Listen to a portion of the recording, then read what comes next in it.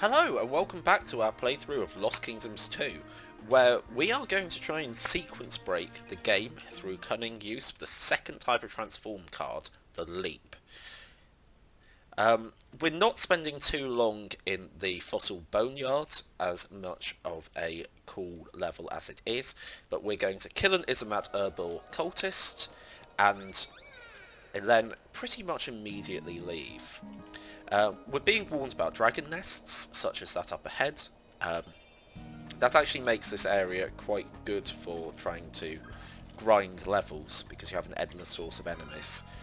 But we're here for the Hellhound card primarily. I'm going to immediately add that to my deck, which will allow me to actually travel to more areas of the game. Although the first place I'm actually going to go here will involve a fight immediately. So I'm just going to try and find some of my favourite cards to use against other runestone users. That looks good to me. Transform into the Hellhound, and then when I use this I'm able to leap to an area that I wasn't big enough to get to before.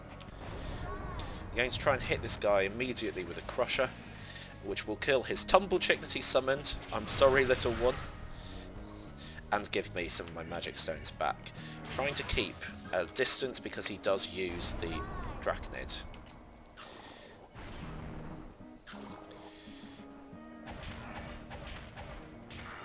Now I didn't quite centre that as well as I had hoped. Trying to keep my distance until I have enough time to play a skeleton, and then hit this guy with a sleeping gas.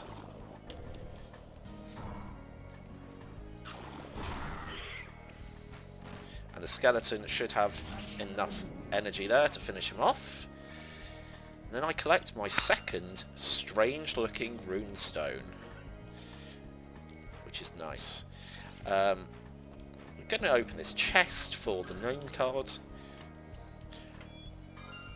Not particularly good in my experience. I don't tend to play that much with Earth,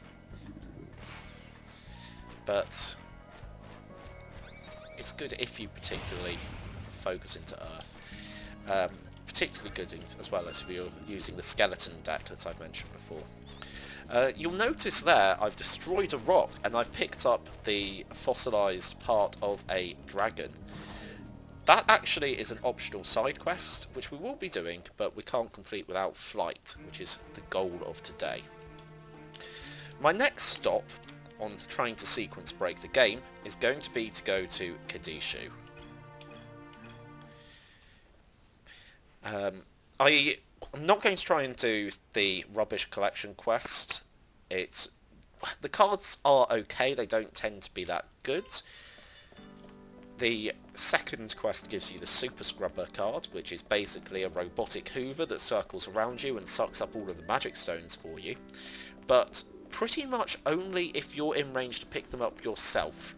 So I've never found it that useful. It also dies really easily. But what we want to go and talk to is the person who looks like the scam artist. Which is why, last episode, I tried to hit 1000 gold at the card shop.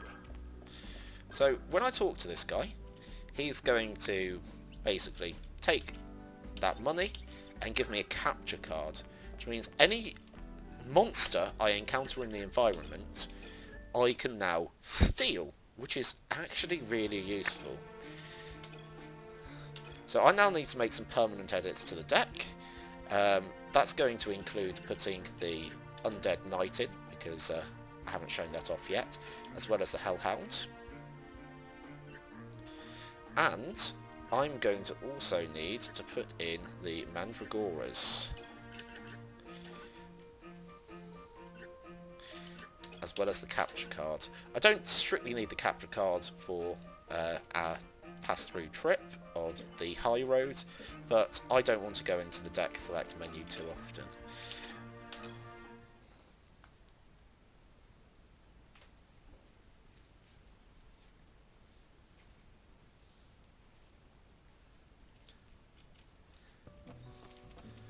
So I've got some goals here before I actually reach Bahashi Castle. I'm just going to cycle through the deck until I have sufficient amounts of both Mandragora and Hellhound in my hand. I'm going to be very careful not to keep the capture cards out and available, because turns out they're one use. And it's particularly annoying if you use 1,000 gold card on some sort of trash like the Porky Pig. Now, I'm not going to try and leap over that gap. I've tested it, it's way too far for the Hellhound, so I'm going to have to return here with flight when I get it. I still get annoyed at this bridge. I mean, Tara is definitely more athletic than me, and even I reckon I could leap across that gap. I could even use the handrail to help me get across, to be honest.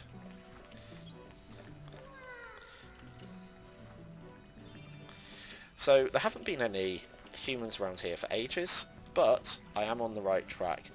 I'm going to line up, I'm going to throw the Mandragora and use it as a paperweight to keep the gate open. Very useful. So there's a man trap here, but what I'm more worried about trying to take out is this Stormhagen.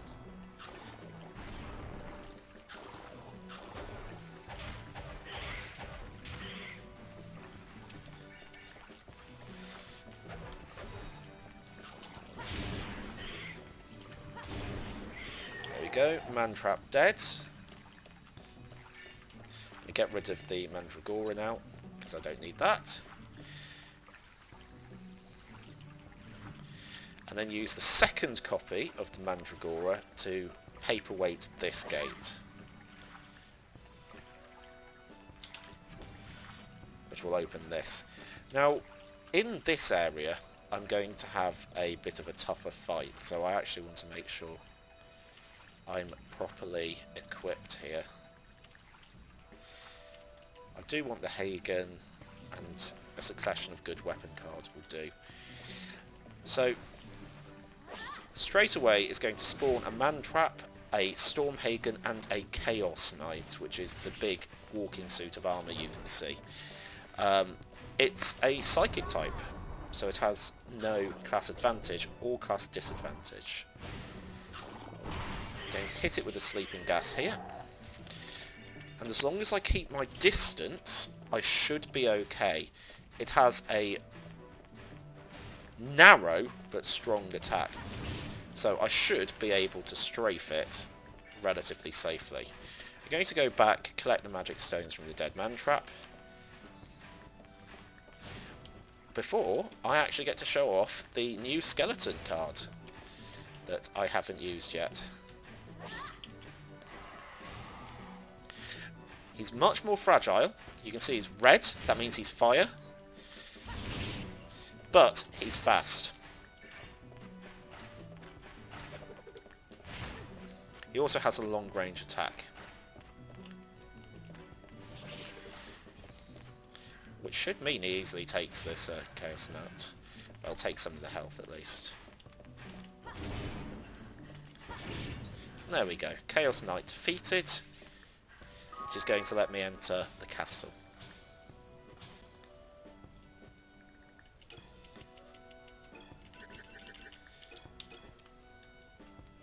Yes, another copy of Stormhagen. I think the Hagens are absolutely great cards. Very good for the mana cost. Here we go, Bahashi Castle. This is actually a much higher level than we're supposed to be able to access. The game expects you to take Gerd's warning that the kingdom's imminently about to fall seriously, which of course you don't. That's why you get the warning from this, just in case you have decided to try and cheat the system. Now, if I open this gate, I think it should be triggering the Garuda. That's what I'm looking for. I don't want to fight the big giant head.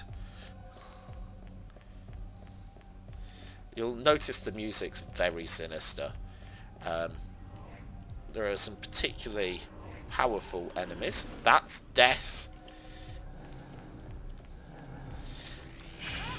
Death, really low health, by the way. However, very, very high attack, so quite dangerous. Some magic stones here. Now, I seem to remember there's a way of getting Garudas to spawn immediately, so I'm going to abort and rejoin, which I think triggers a welcome party.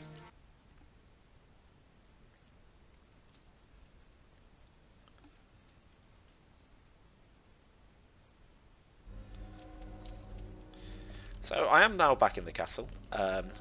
So theoretically, I should be able to trigger a Garuda by actually trying to explore the castle. So, ooh, no, no, no, Garuda, don't you do that. Okay, I'm going to try and run away. I'm being slowed by the cat traps. Actually, what they're called, by the way.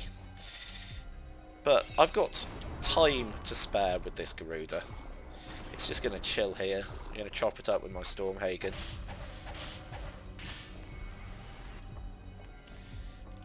Now I'm going to try specifically not to hit it with cards that are too powerful. The capture card deals exactly 10 damage. So now I just need to cycle through my deck while not getting hit and not killing it. There we go, that's a capture card. Z charge it for good luck and capture it. That is early flight before map 3. And while I'm here and down this end, I might as well pick up this treasure chest.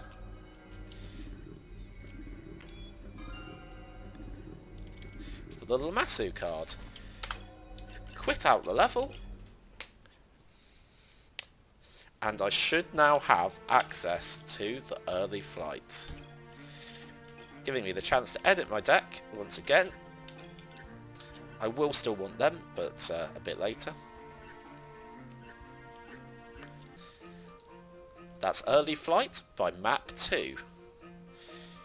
So, I hope you've enjoyed this episode, and you'll get to see the fruits of our sequence breaking in the next episode. But that's going to do it for now. I hope you've enjoyed watching. I've been Scissors Lizards, and tune in next time where we fully explore the Fossil Boneyard.